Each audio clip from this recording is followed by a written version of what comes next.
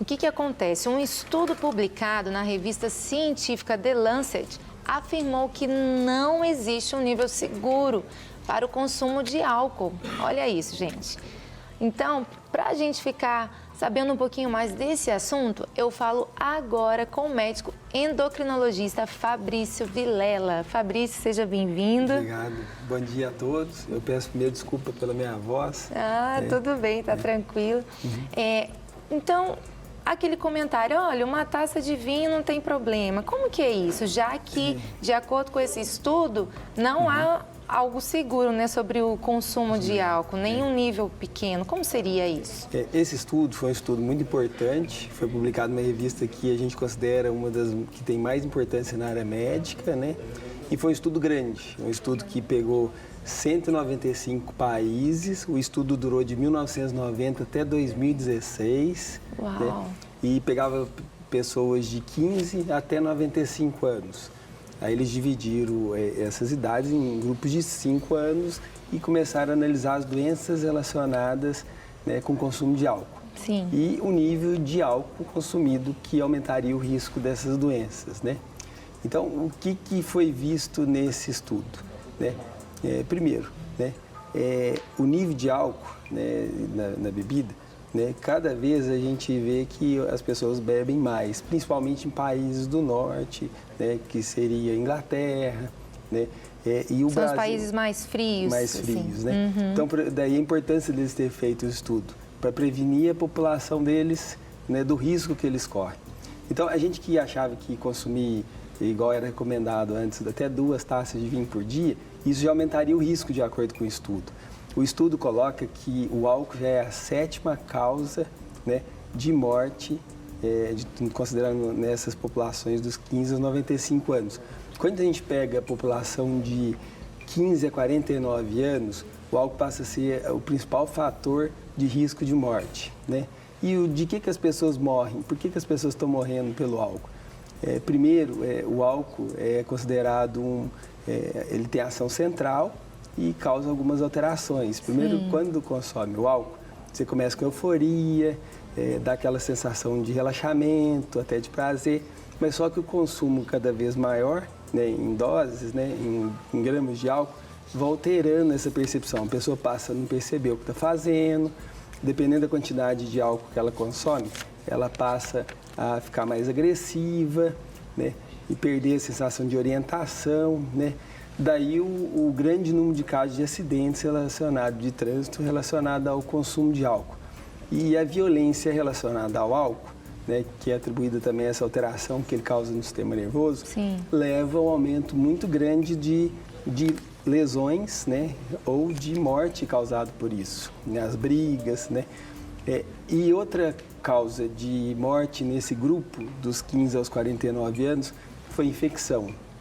Aí eles colocaram infecções respiratórias e entra aí a tuberculose, como sendo uma das grandes também de contribuem para a mortalidade nesse grupo. Muito interessante. Agora, quando a gente pega pessoas com mais de 50 anos nesse estudo, que foi até os 95 anos, passa a ter importância câncer, né?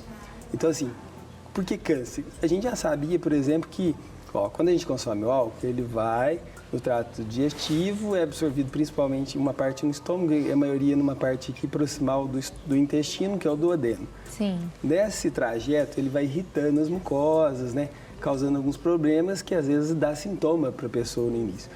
Né? Ele começa a sentir dor no estômago, náusea, né? E, secundariamente, ele vai ser absorvido, é absorvido rápido, cai no sangue, do sangue ele vai para o fígado tentar desintoxicar, limpar o álcool, metabolizar o álcool. Né? Esse processo, durante muitos anos, vai causar o risco de alguns tipos de câncer. Câncer de fígado, por quê?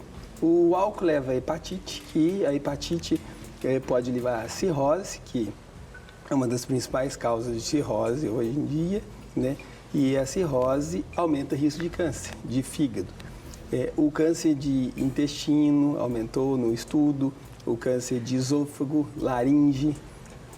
Todos esses tipos de câncer, eles tiveram um número muito maior, dependendo da dose consumida diariamente. Quanto maior a dose, maior o risco, né? Sim. Então, outros casos aí de mama aumentou também, né? Agora, quando a gente pega para ver risco, né, de doença cardiovascular. Tem aquela história do vinho, que todo mundo fala assim, consumir foi até vinho... o que eu te perguntei, né, essa questão, porque as pessoas geralmente escutam aqui no Brasil isso, não tem problema consumir 2 taças, mas de acordo com esse estudo, teria. Teria. O consumo de mais de 1 taça por dia já aumenta o risco de morte relacionado ao álcool. Olha só. Depois a gente vai mostrar o quanto isso aumenta de acordo com o número de taças de vinho, né? Então, assim, o que o estudo mostrou? Realmente, o álcool protege o consumo pequeno de álcool, poucas doses, protege contra essas doenças de infarto. Só que o problema é que é o seguinte, o tanto que ele protege não compensa pelo risco das outras doenças que ele causa, né?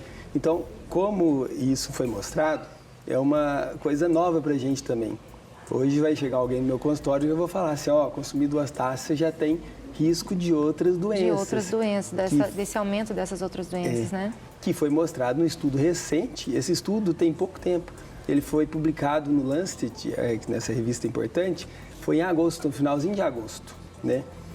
Então, esse estudo vai reforçar a nossa conduta em relação a deixar ou não deixar consumir. É lógico que a pessoa, tendo essa informação, ela vai passar a consumir com mais consciência e saber dos riscos dela. Diferente de eu ter um estudo anterior, que era um estudo menor, que me falava que ela poderia consumir 2 taças. Sim. Agora já vai mudar a nossa recomendação. Então vamos mostrar, né, para o pessoal de casa o que seriam essas doses. A gente tem uma ilustração aqui. Vem comigo aqui, doutor, por favor. Tá. Você pode chegar aqui. Fico aqui. Então é o seguinte, dose. Sim. A dose significa a quantidade em gramas de álcool que tem na bebida.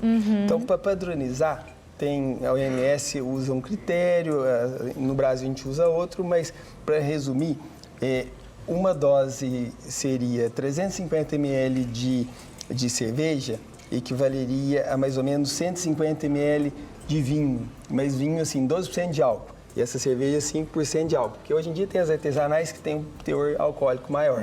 Então o volume seria menor. Ou 40 ml que a gente chama de destilado, que seria o uísque, a pinga, a cachaça e a questão da vodka também, em torno de 40% de álcool nelas. Então, assim, uma dose delas aumentaria o risco de morte relacionada ao álcool em 0,5%.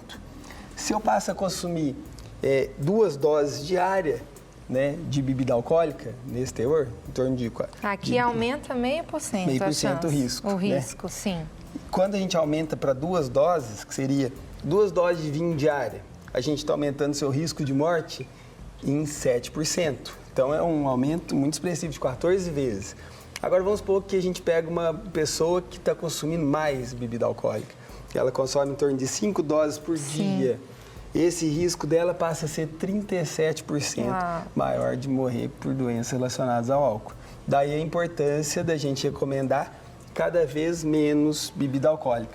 A Sociedade Europeia, na Inglaterra, eles já estão, depois desse estudo, eles já reduziram a quantidade de álcool, né, segura para a pessoa. Falando assim, não existe nível seguro de consumo de bebida alcoólica.